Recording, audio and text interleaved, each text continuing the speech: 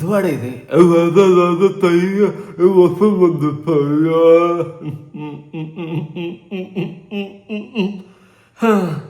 ക്യാ വരാതെ ഹേ. ഇവള് ഗൾഫിൽ പോയതിനു ശേഷം ഇപ്പൊ അവിടെ യുദ്ധം നടക്കുന്നുണ്ട്. അവസ്ഥ ഒന്നും പറയാനില്ല. നാട് ആ രാജ്യം വരെ നശിക്കുന്ന ഗതിയിലായിപ്പോലോ. ദൈവമേ, വല്ലാത്തൊരവസ്ഥ തന്നെ.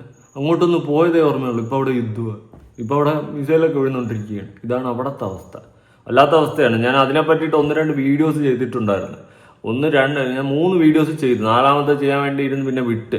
കാരണം 3 വീഡിയോസ് ചെയ്തിട്ടും എനിക്കത് അപ്ലോഡ് ചെയ്യുമ്പോൾ കമ്മ്യൂണിറ്റി ഗൈഡ്ലൈൻ ഇഷ്യൂസ് വന്നു. ഞാൻ അങ്ങനെ അത് റിമൂവ് ചെയ്ത് കളഞ്ഞ് അപ്ലോഡ് ആക്കി പബ്ലിക് ആക്കാൻ പറ്റില്ല. അതുകൊണ്ടാണ് ഞാൻ കഷ്ടപ്പെട്ട് ചെയ്തതാണ് കേട്ടോ. കുറേ ഇരുന്ന് നോക്കി അങ്ങനെ ഇങ്ങനെയൊക്കെ ഇരുന്ന് ചെയ്ത വീഡിയോ ആയിരുന്നു.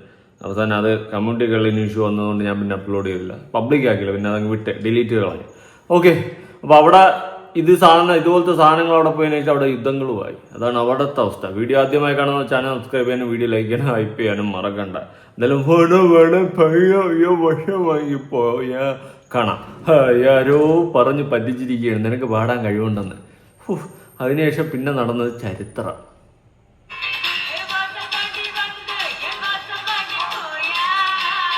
ഈ സൈഡിൽ നിന്നൊരുത്തെന്നും തുള്ളിക്കളിക്കുന്നു കുഞ്ഞിപ്പുഴു. എന്താ കാണിക്കുന്നേ? എന്തുവാടാ ഇവൻ?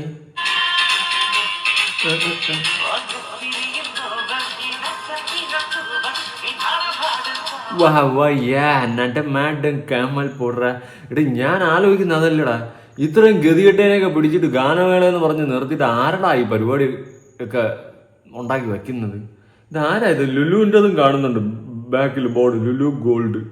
ആരാടാ ഇതിനെയൊക്കെ പിടിച്ചെടുത്ത് പരിപാടി നടത്തുന്നത്? എനിക്കതാണ് മനസ്സിലാവാത്തത്. സാധാരണ ഇങ്ങനെ ഗാനമേള വയ്ക്കുമ്പോൾ പാടാൻ അറിയാവുന്നവരല്ലേ പിടിച്ചുകൊണ്ട് നിർത്തി പാടിപ്പിക്കുന്നത്. ഇതിനെയൊക്കെ എന്തിനാടാ പിടിച്ചെടുത്ത് പാടിപ്പിക്കുന്നത്? ഇതിനേക്കാളും നല്ലത് ആ ബോക്സിൽ പാട്ടിട്ടിരുന്നെങ്കിൽ ആ ഒറിജിനൽ പാട്ടിരുന്ന് കേൾക്കാറുണ്ട്. നമ്മുടെയൊക്കെ കുട്ടിക്കാലം കളർഫുൾ ആക്കിയതും ഇന്നും കളർഫുൾ ആക്കിക്കൊണ്ടിരിക്കുന്ന ഒരു പാട്ടാണ് ഈ വാട വാട പയ്യൊക്കെ. അതിനൊക്കെ നശിപ്പിച്ച് നാറാണത്തൊക്കെ അടിച്ച് കീറി കയ്യിൽ കൊടുത്തിരിക്കുകയാണ് നമ്മുടെ രണാസുനാൻ്റെ ടീം. ഇതിനേക്കാളും നല്ലത് ആ ബോക്സിൽ പാട്ടിടുന്നതായിരുന്നു. എന്ത് അപരാധോടെ ഈ കാണുന്നതും കേൾക്കുന്നതും. കഷ്ടം. ആഹാ, എന്തുവാ അപ്പിടാൻ മുട്ടണ?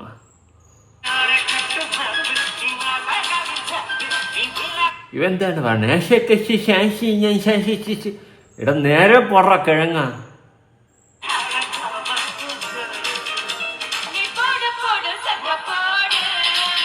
അവന് വിരളി. ഇവൻ അസുഖം ആരെങ്കിലും ഇരുമ്പെടുത്ത് കയ്യിൽ കുറ അവൻ കിടന്ന് പെട്ടക്കാണ്. നീ പാട്ട് സ്വർഗപ്പാടെന്ന് പറഞ്ഞപ്പോ അവന് കിടന്ന് പെട്ടപ്പ്. അവൻ തെറിക്കണ് കിടന്ന്. അയ്യേ,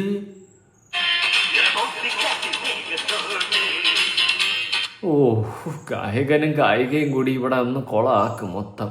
അവിഞ്ഞ പരിപാടികളും വന്ന് അവിഞ്ഞതുപോലെ വന്നിന്ന് പാടിയിട്ടങ്ങ് പോവുക. അടവാട പയ്യാ,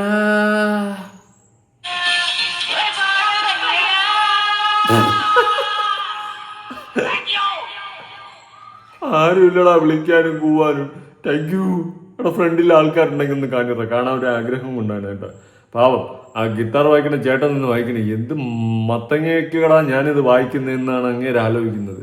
ഇതെല്ലാം പാടുന്നത് പാട്ടാ.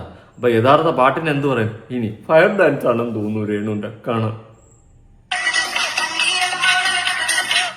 ചില സമയത്ത് ആൾക്കാർ ആഗ്രഹിക്കും വല്ല ഇടിയും മിന്നലും വീഴുന്നാൽ മതിയെന്ന്. ഫയർ ഡാൻസിൽ ഫയറെങ്കിലും കയറി പിടിച്ചാൽ മതിയെന്ന്. പക്ഷെ പുഷ്പല്ലേ, ഫയറല്ലേ, താഴത്തില്ല.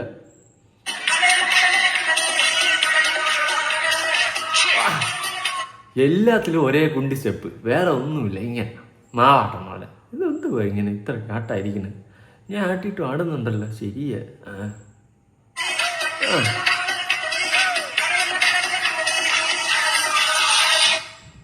ഇത് തന്നെ എല്ലാത്തിലും, വേറെ ഒന്നുമില്ല. എല്ലാത്തിലും ഇത് തന്നെ സെയിം. അടുത്തെണ്ണം തീയിട്ടിരിക്കുകയാണ്. അണ്ണൻ ചുമ്മാ നിന്ന് ഒരേ തെറിപ്പ്.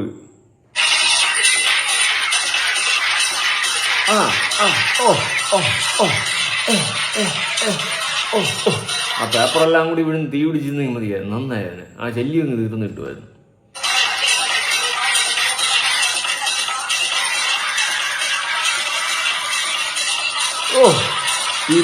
തീ. രേണുവിന്റെ തീ ഐറ്റമാണ് നമ്മൾ കണ്ടിരിക്കുന്നത്. രേണുവിന്റെ fire dance, belly dance, bar dance. What a dance! എങ്ക പാത്താലും നീടാ, എങ്ക പാത്താലും നീ എന്ന് പറയുന്നത് പോലെയാണ് രേണുവിന്റെ ഡാൻസ് കേരളക്കരയിൽ കത്തി ജ്വലിച്ചു കൊണ്ടിരിക്കുന്ന ഇത്രയും വലിയൊരു കലാകാരിയായ രേണുവിന് എന്തുകൊണ്ട് നമ്മൾ നേരത്തെ കണ്ടില്ല? ഹോ, വാട്ട് എ പതത്തറ്റിക് സിറ്റുവേഷൻ. ഹോ, ചെവിയിൽ ചെമ്പരത്തി വെക്കേണ്ടതായിരുന്നു, അതായിരുന്നു ചേരുന്നു. ഇത് ചേരത്തില്ല, എന്തായാലും നോക്കാം. നിനക്ക് എന്നെ ലൈൻ അടിക്കുന്നതിന് മുമ്പ് ലൈൻ ഉണ്ടായിരുന്നോ? രാജേട്ടന് നമ്മുടെ രാജ് ടോക്സാ? രാജേട്ട ഇതെപ്പോ? രാജേട്ടാ വേണ്ടായിരുന്നു. രാജേട്ടാന്നൊക്കെ വിളിക്കുന്നു. നമ്മൾ സാധാരണ രാജ് ടോക്സിലെ രാജേട്ടനാണ് രാജേട്ടാന്ന് വിളിക്കുന്നത്. ആ രാജേട്ടനാണോ ഈ രാജേട്ടൻ? എന്റെ പൊന്നു രാജേട്ട, സഹിക്കൂല ഞാനിത്.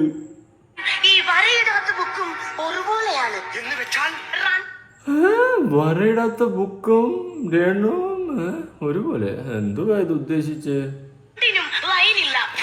അങ്ങനെ രണ്ടിനും ലൈനില്ല. വരയിടത്ത് ബുക്കിനും ലൈനില്ല, രേണുവിനും ലൈനില്ല. ലൈൻ ഉണ്ടോന്ന് ചോദിച്ചപ്പോഴാണ് രാജേട്ടോ, എന്റെ പൊന്നു രാജ് ടോക്സ് ചേട്ടാ, രാജേട്ടനാണോ എന്തോ ദൈവമേ.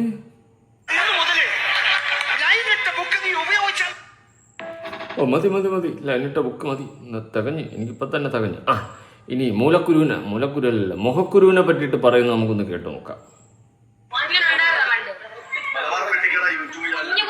സൈഡിൽ നിൽക്കുന്നുണ്ട് അടുത്ത മൊണ്ണ എന്ന് പറഞ്ഞിട്ട് നിൽക്കുന്നുണ്ട് മൊണ്ണ. എങ്ങനെയാടാ സാധിക്കുന്ന ആളോടെ ഒവ്വേ. ഇവന്റെയൊക്കെ ഭാര്യമാരുടെ അവസ്ഥയാണ് ഞാൻ ആലോചിക്കുന്നത്. ഇവൻ ദാസേട്ടൻ, ഇവനൊക്കെ ഭാര്യ മക്കളുണ്ട്, ഇവരുടെയൊക്കെ അവസ്ഥയാണ് ഞാൻ ആലോചിക്കുന്നത്. തന്തമാരെ അഴിഞ്ഞാടി കിടക്കുന്നത്. മറ്റേത് പിന്നെ പറയണ്ട, ഓൾറെഡി ഡിം. അയ്യോ,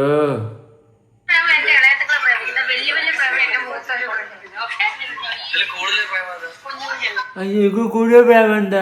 പോടാ മര വാഴ മരം മണ്ണ കാട്ടു മണ്ണ കാട്ട വരാവി.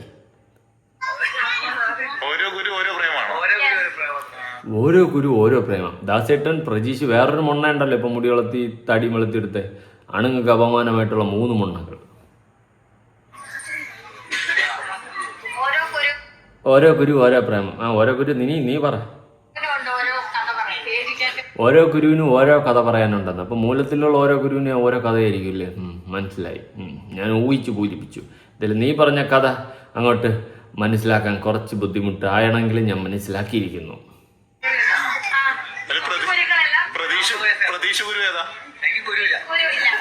അവന് കുരുവില്ല, അവന് കുണ്ടിയിലാണ് കുരു. അവന് മുഖത്ത് കുരുവില്ല, അവന് കുണ്ടിക്കാണ് കുരു. അവന്റെ അമ്മച്ചിയുടെ കുരു. അയ്യോ, എൻ്റെ ഇളിയപ്പാറ് വേട്ടാവാളി. ഇവനെയൊക്കെ പോലെയുള്ള അപരാധി മക്കളെ കാരണമാണ് ഈ നാട് ഇങ്ങനെ ആയത്. ഉള്ള കാര്യം പറയല്ലോ. രേണു പറ, നീ പറ. നിന്നെ ഇനി എന്തായാലും നാട്ടുകാർ വലിച്ചേറി പൊങ്കാലിട്ടിട്ടുണ്ട്. കാരണം നീ കമന്റ് ബോക്സ് ഓഫ് ചെയ്തിട്ട് മുങ്ങി. നിന്റെ കൂട്ടുകാരികൾ തത്രപ്പാടിലാണ്, ഓട്ടമാണ്, ഞെട്ടോട്ട്. ഇനി എന്ത് ചെയ്യണം മല്ലയ്യ എന്നുള്ള ഓട്ടത്തിലാണ് നിന്റെ കൂട്ടുകാരികൾ.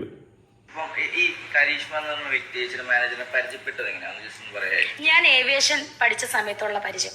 എന്റെ പൊന്നടാവേ, തള്ളു. ഞാൻ ഏവിയേഷൻ പഠിച്ച സമയത്തുള്ള പരിചയമാണ് കരിഷ്മയെന്ന്. പിന്നെ എന്നിട്ട് അയ്യോ, അടുത്ത തള്ളു. ഒരു ഫ്ലൈറ്റ് ഇതോ ബാക്കിൽ ഇരിപ്പുണ്ട് എൻ്റെ പ്ലേ ബട്ടന്റെ താഴെ, കണ്ട? ഇവക്ക് വേണ്ടിയിട്ട് അന്ന് ഞാൻ എടുത്തു വെച്ച ഫ്ലൈറ്റാണ്, ഇതുവരെ മാറ്റിയില്ല. അതായത് സുധിച്ചേട്ടനെ കാണുന്നതിന് മുന്നുള്ള പരിചയമാണ്. സുധിച്ചേട്ടന് മുന്നേ ഉള്ള പരിചയമാണ് എൻ്റെ ഫ്ലൈറ്റ് എന്നാണ് രേണു പറയുന്നത്. അതായത് ഏവിയേഷൻ പഠിക്കുന്ന സമയത്താണല്ലോ കരിഷ്മയെ പരിചയം. എൻ്റെ കൂട്ടുകാരനൊരു സ്വഭാവം ഉണ്ടായിരുന്നു. എൻ്റെ ഒരു ക്ലോസ് ഫ്രണ്ട്. ഇവൻ +2 കഴിഞ്ഞതിന് ശേഷം ഒരുപാട് സ്ഥലത്ത് പോയിട്ട് അഡ്മിഷൻ എടുത്തിട്ടുണ്ടായിരുന്നു, പല കോഴ്സ് പഠിക്കാനായിട്ടും. ഒന്നിലും പഠിക്കാൻ പോയില്ല, കംപ്ലീറ്റും ചെയ്തിട്ടില്ല. എല്ലാത്തിലും ഇങ്ങനെ ഓടി നടക്കുമായിരുന്നു. അതുപോലെയാണ് ഇവിടെ രേണുവിൻ്റെ അവസ്ഥ. Aviation, nurse, doctor, plumber, electrician, mechanic, carpenter, എല്ലാത്തിലും പോയിട്ടുണ്ട്. ഓൾറൗണ്ടറാണ്. കരിഷ്മ പ്രൊഫഷണലായിട്ട് ഏവിയേഷൻ മിസ്സാണ്, ടീച്ചറാണ്. അയ്യോ, തള്ളു. ഇനി അവളുടെ ചരിത്രം കൂടി എടുക്കണോ നമ്മള്? നീ ചുമ്മാ ഓരോരുത്തരെ പറ്റിട്ട് ഓരോ തള്ളി വെക്കും. അവസാനം ബാക്കി നമ്മളായിരിക്കും എടുത്ത് വെച്ച് വലിച്ചീറി ഒട്ടിക്കുന്നത്. കരിഷ്മ ആയിക്കോട്ടെ. ആ സമയത്ത് അവളും പഠിക്കുമായിരുന്നു, ഞാൻ അങ്ങനെ പരിചയപ്പെട്ടാണ്. അന്നൊന്നും ആ സമയത്ത് അവള് പഠിക്കുമായിരുന്നു, നീ എന്താ ചിരക്കുമായിരുന്നു? പഠിച്ചിരുന്നെങ്കിൽ ആയ കാലത്ത് പഠിച്ചിരുന്നെങ്കിൽ ഇമ്മാതിരി അപരാധം കാണിച്ചോണ്ടാണെങ്കിൽ ഗതികേട് വരൂലായിരുന്നു. ഇന്ന് എന്തുവാ കാണിച്ചോണ്ട് നടക്കുന്നത്? തൊലിക്കട്ടി എന്ന് പറഞ്ഞ സാധനം നിനക്കില്ലേ? ഉളുപ്പില്ലേ രേണു? ഇത് എന്തുവാ ഇത്?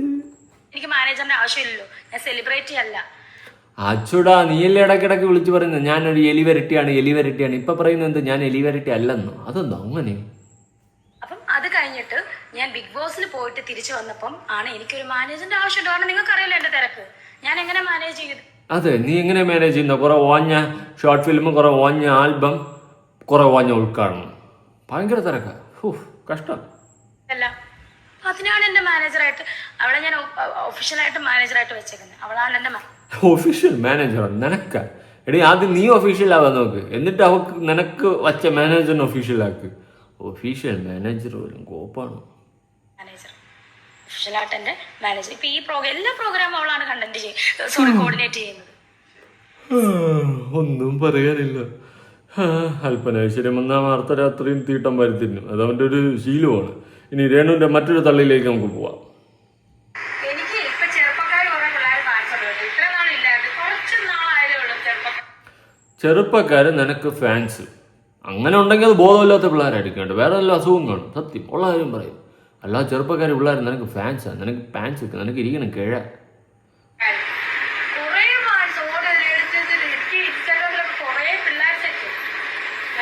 പിള്ളേരെന്തെന്നറിയാമോ അന്ന് ഫോളോ ചെയ്യുന്നത്? ഈ അലിൻ ജോസ് പെരേര, ആറാട്ടണ്ണ എന്നെയൊക്കെ ഫോളോ ചെയ്യുന്ന ആൾക്കാരറിയാമോ? അതുപോലെ വന്നിട്ട് കോമാളികളെ ഫോളോ ചെയ്ത് വെക്കും. ഒരു എന്റർടൈൻമെന്റിന് കോമാളി തന്നെ കണ്ടോണ്ടിരിക്കും. അല്ലാണ്ട് നിനക്ക് ഫാൻസ് കണക്കുന്നതല്ല. അത് മനസ്സിലാക്കിയിട്ട് ഇവളെ.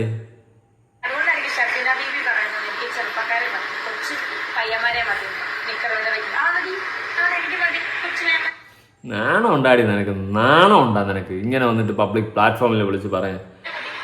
നിന്റെ പിള്ളേർ വളർന്നു വരുന്നു എന്നുള്ളൊരു ബോധമെങ്കിലും നിനക്ക്, സാമാന്യ ബോധമെങ്കിലും ഉണ്ടോ? നിനക്ക് ഉളുപ്പുണ്ടോ? വിളിച്ച് പറയുന്ന പറച്ചിൽ കേട്ട് കഴിഞ്ഞാൽ കാലവരി നിലത്തടിക്കാൻ തോന്നും. അമ്മ അതൊരു വൃത്തിയേടാണ് വിളിച്ച് പറയുന്നത്. അമ്മ അതൊരു അപരാധമാണ് നീ വിളിച്ച് പറയുന്നത്. നിനക്ക് സ്വയമേ ഒരു ഉളുപ്പ് തോന്നുന്നില്ലായിരുന്നു? എന്തുവാ നിന്റെ ഉദ്ദേശം? എന്തോ എനിക്ക് മനസ്സിലാകത്തോണ്ട് ഞാൻ ചോദിക്കുക. എനിക്ക് ചെറുപ്പക്കാർ പിള്ളേരാണെന്ന്, അതിന് ആണടി ആണെന്ന്. നിന്റെ മോൻ വളർന്നു വരുന്നില്ല, ആ കൊച്ചിനെ കുറിച്ചിട്ട് നീ ആലോചിച്ചിട്ടുണ്ടോ? അവന്റെ ലൈഫിനെ, അവന്റെ കരിയറിനെ പറ്റിയിട്ട് ആലോചിച്ചിട്ടുണ്ടോ? നിനക്ക് എന്തെങ്കിലും കൺസേൺ നിന്റെ കുട്ടിയെ പറ്റിയിട്ടുണ്ടോ? ഇരിക്കണ്ട തേങ്ങ. ഇനി ഒരു ഓഡിയൻസിന്റെ ഇടയിലെന്ന് എനിക്കൊരു ചേച്ചി അയച്ചിട്ടുള്ള ഒരു വോയിസ് ഞാനൊന്ന് കൊടുക്കാം. ഞാൻ ചോദിച്ചായിരുന്നു, അവർ അപ്പോൾ വോയിസ് തന്നായിരുന്നു, അയച്ചു തന്നിട്ടുണ്ടായിരുന്നു. നിന്റെയൊക്കെ അപരാധങ്ങളെ പറ്റിയിട്ട് കേട്ടു നോക്കാം. അതുലെ, ഒരു കാര്യം പറയാനുണ്ടായിരുന്നു. ഈ രേണു സുധി എന്ന് പറയുന്ന ആളെ ഒരുപാട് കാലം സുധീനെ വിറ്റ് സുധീൻ്റെ പെർഫ്യൂം, സുധീൻ്റെ ചോരയുള്ള കുപ്പായം എന്നെല്ലാം പറഞ്ഞ് കുറേ നാൾ അങ്ങനെ ജീവിച്ച്. അപ്പം എല്ലാവർക്കും അവളോടൊരു വിധവ, അയ്യോ പാവം, അങ്ങനത്തെ ഒരു കൺസേൺ ഉണ്ടായിരുന്നു, ഒരു സോഫ്റ്റ് കോർണർ. പക്ഷേ ഇപ്പം അങ്ങനത്തെ ഒരു സാധനവും ഇല്ല അവളോട്. ഓളിപ്പോൾ കാണിച്ചു കൂട്ടുന്ന എന്തെന്നാ, എന്താ പറയുക, നമുക്ക് ഫേസ്ബുക്കോ സോഷ്യൽ മീഡിയ എന്ന് പറയുന്ന ഒരു സാധനം തുറക്കാൻ പറ്റുന്നില്ല. ഇവിടെ നോക്കിയാലും ഇവളെ ഈ വൃത്തികെട്ട, വളരെ ബിലോ സ്റ്റാൻഡേർഡ് വീഡിയോസും ക്ലിപ്സും റീൽസും ഒക്കെ കാണാനുള്ളൂ. ആൽബം കുറേ ചെയ്തെന്നൊക്കെ പറയുന്നുണ്ട്. ഞാനൊരു ആൽബം കണ്ടിട്ടില്ല. ഈ കുറേ കെട്ടിപ്പിടിക്കുന്നതും ഉമ്മ വെക്കുന്നതും അതെല്ലാം അല്ലാണ്ട്, അത് ആൽബത്തിലാണെങ്കിലും ആൽബം കഴിഞ്ഞിട്ട് വെറുതെ നിൽക്കുന്ന സമയത്താണെങ്കിലും രേണു സുധി അതേമാതിരി നിൽക്കുന്നതായിട്ട് ഞാൻ കാണുന്നുള്ളൂ. എനിക്കല്ല അതൊന്നും ഒരു എന്താ പറയുക, ആഫ്റ്റർ ഷൂട്ട് നോർമലി ഏതൊരു ആക്ടറും അല്ലെങ്കിൽ ഒരു ആക്ട്രസും ഷൂട്ട് കഴിഞ്ഞാൽ ഒരു ചെയറിൽ പോയി ഇരുന്നിട്ടോ അല്ലെങ്കിൽ അവർ റെസ്റ്റ് ടൈമോ അങ്ങനെ ഉണ്ടാവും. ഇത് ആ കൂടെ അഭിനയിക്കുന്ന ആൾക്കാരുടെ തുറത്ത് കയറിത്തുള്ളി. അയ്യോ, ഇപ്പം കണ്ട ദാസേട്ടനും എന്താ കോഴിക്കോടും പിന്നെ 2 ചെറുക്കന്മാരും ഒരു കള്ളുഷാപ്പിൻ്റെ അകത്തുനിന്ന് രേണുവിനെ ഇങ്ങനെ ടോയ് മാതിരി എടുക്കുന്നു. ഒരാൾ പൊക്കുന്നു, താഴെ വെക്കുന്നു, അടുത്ത ആൾ പൊക്കുന്നു. അയ്യോ, വളരല്ലോ. രേണു എന്ന് പറയുന്ന ഒരു വ്യക്തി അധപ്പതിച്ച് ഇല്ലാതായിക്കൊണ്ടിരിക്കുകയാണ്. ആര് പറഞ്ഞാലും ശരി, ഒരു അഡൾട്ട്സ് ഓൺലി ലൈനിലാണ് രേണു സുധി ഇപ്പോൾ പോകുന്നത്. സ്വന്തം മക്കളെ പറ്റി ഒരു ചിന്തയുമില്ല. മക്കളുണ്ടെങ്കിൽ ഒരമ്മ ഇങ്ങനെ ചെയ്യില്ല.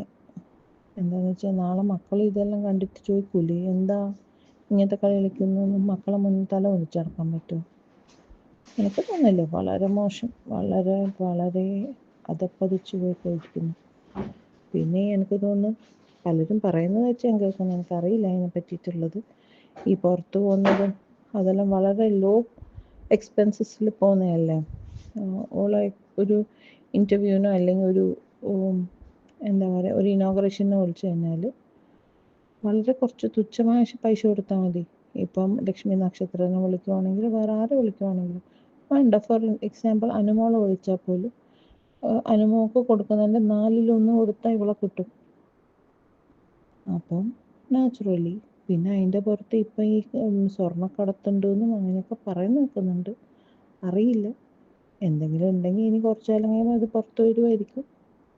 അങ്ങനെ പലരും പറയുന്നതായിട്ട് കേൾക്കുന്നു. ബിക്കോസ് അല്ലാണ്ട് ഇത്രയും അങ്ങനെയുള്ള ആൾക്കാർക്ക് ഇപ്പം പലപ്പോഴും പറഞ്ഞു കേട്ടിട്ടുണ്ട് സ്വർണ്ണക്കടത്ത് എല്ലാം പോകുമ്പോൾ ഇപ്പം ഇന്ന സാധനങ്ങൾ നമ്മൾ നാട്ടിലെത്തിച്ചു കൊടുത്താൽ ഇത്ര പൈസ കിട്ടും, അല്ലെങ്കിൽ ഇങ്ങനെ ഒരു ഗോൾഡ് ജ്വല്ലറി കിട്ടും, അല്ലെങ്കിൽ ഒരു ഐഫോൺ കിട്ടും. അങ്ങനെ പലതും പറയുന്ന കേട്ടിട്ടുണ്ട്. എയർപോർട്ടും സംബന്ധമായി അവിടെ നിന്നൊക്കെ ഞങ്ങൾ കേട്ടിട്ടുണ്ട്. പക്ഷെ ഞാൻ കണ്ടിട്ടില്ല രേണുസുതി അങ്ങനെ ചെയ്യുന്നത്.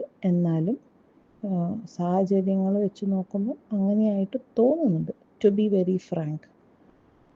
പിന്നെ ഓളെ പരിപാടി, ഓളെ ഈ റീലോ ഒരു സാധനം ചെറിയ മക്കളെ കാണിക്കാനൊന്നും കൊള്ളൂല. എല്ലാം എബവ് 18 ആണ്. അതുകൊണ്ട് ഐദർ രേണുസുതി ഈ സംഭവം നിർത്തണം, അല്ലെങ്കിൽ രേണുസുതിനെ ഇതിൻ്റെ അകത്തുനിന്ന് ബാൻ ചെയ്യാൻ വല്ല മാർഗം ഉണ്ടെങ്കിൽ, എന്ത് മാർഗം ഉണ്ടെങ്കിൽ ഞങ്ങളൊക്കെ റെഡിയാണ് അതിനു വേണ്ടി എന്ത് ചെയ്യാനും. അത്ര ഹൊറിബിൾ കാണാൻ പറ്റുന്നില്ല. നമ്മളെ ചെറിയ മക്കളെല്ലാം വലുതായി വരുന്നു. അവരൊക്കെ ഇതൊക്കെ എന്താ പറയുക, ഇപ്പം ആരോ കുട്ടികൾക്കെല്ലാം ഫോണുണ്ട്. എല്ലാവർക്കും പഠിത്തത്തിൻ്റെ ഭാഗമായിട്ട് തന്നെ ഫോണിലോട്ട് ഓൺലൈൻ ക്ലാസ്സസ് വരുമ്പോൾ അവരത് ക്ലാസ് ചെയ്യുമ്പം വല്ല ഫേസ്ബുക്കോ എന്തെങ്കിലും ഓൺലൈനോ മീഡിയ തുറന്നു നോക്കുമ്പോൾ കാണുന്നത് ഇപ്പോൾ ഈ തുണിയില്ലാത്തതും വയറ് കാണിച്ചിട്ടും അശ്ലീലം കൂടിയ വർത്താനാകാണ്ട്. എന്ത് വട തിന്നോന്ന് വെച്ചപ്പം എൻ്റെ വട കാണുന്നുണ്ടോയെന്നാണ് ചോദിക്കുന്നത്. അതിനുള്ള ഉത്തരം അത്ര ഡേർട്ടി, ഹൊറിബിൾ. ആൻഡ് ചില മീഡിയാസുകളെ കൂടെ ഇതിനായിട്ട് പുറകെ നടക്കുന്നുണ്ട്. പൈസ കൊടുത്ത് നടത്തുന്നതാണോന്നും അറിയില്ല. ഇഷ്ടംപോലെ കാശുണ്ട് ഇപ്പം തോന്നുന്നു. പല്ല് നന്നാക്കാൻ വേണ്ടി 4 lakhs പ്ലസ് ചിലവായി. ഈ പലനാൾ കള്ളൻ ഒരു നാൾ പിടിയിൽ, അണയാൻ പോകുന്ന തീ ആളിക്കത്തും എന്നൊക്കെ പറയുന്ന ചൊല്ലുകളാണ്. അത് എത്രത്തോളം സത്യമാണെന്ന് രേണുവിന്റെ ഈ അധപ്പതനം നമുക്ക് ചൂണ്ടിക്കാണിച്ചു തരും. രേണുസുതി എന്ന് പറയുന്ന വ്യക്തി നെഗറ്റീവ് പോരട്ടെ എന്ന് പറഞ്ഞുകൊണ്ടിരുന്നു. ഇപ്പൊ കമന്റ് ബോക്സ് ഓഫ് ആക്കിയിട്ടിരിക്കുകയാണ് സ്വന്തം ഇൻസ്റ്റാഗ്രാമിൽ. ഇനിയിപ്പോ ഞാൻ പറഞ്ഞത് കേട്ടുകൊണ്ടല്ലപ്പോ ഓണാക്കും. അങ്ങനത്തെ പേക്കൂത്തുകളാണ്. എന്നാലും ഇവള് തന്നെ ഇവളുടെ കുഴി തോണ്ടിക്കൊണ്ടിരിക്കുകയാണ് എന്നുള്ളൊരു കാര്യം മനസ്സിലാക്കുക. ഇത്രയും നെഗറ്റീവ് ഹെയ്റ്റ് വാങ്ങി വെച്ചിട്ട് ഈ സമൂഹത്തിൽ ഉളുപ്പില്ലാണ്ട് എങ്ങനെ ഇവള് ജീവിക്കുന്നുണ്ടെന്ന് ചോദിച്ചു കഴിഞ്ഞാൽ എനിക്കറിയില്ല. നാളെ ഇവളുടെ മകൻ വളർന്നു വരുമ്പോൾ അവൻ സ്കൂളിലും കോളേജിലും ഫേസ് ചെയ്യേണ്ടി വരുന്ന ഒരുപാട് ക്വസ്റ്റ്യൻസ്, നിന്റെ തള്ള അതല്ലേ ഇതല്ലേ എന്നൊക്കെ ഉള്ള രീതിയിൽ, അതിനെ പറ്റിയിട്ടൊന്നും ഒരു കൺസേൺ ഇല്ല. സ്വന്തം അഴിഞ്ഞാട്ടത്തിനും സ്വന്തം തോന്നിവാസത്തിനും വേണ്ടിയിട്ട് ആ മക്കളുടെ ജീവിതവും ജീവനും ബലിയാടാവുകയാണെന്നാണ് ഞാൻ മനസ്സിലാക്കുന്നത്. എന്തായാലും ഈ ഒരു വിഷയവുമായി ബന്ധപ്പെട്ട് നിങ്ങളുടെ അഭിപ്രായങ്ങൾ ഉറപ്പായിട്ട് താഴെ കമന്റ് ചെയ്യണം കേട്ടോ. പുതിയൊരു വീഡിയോ ഇടണം.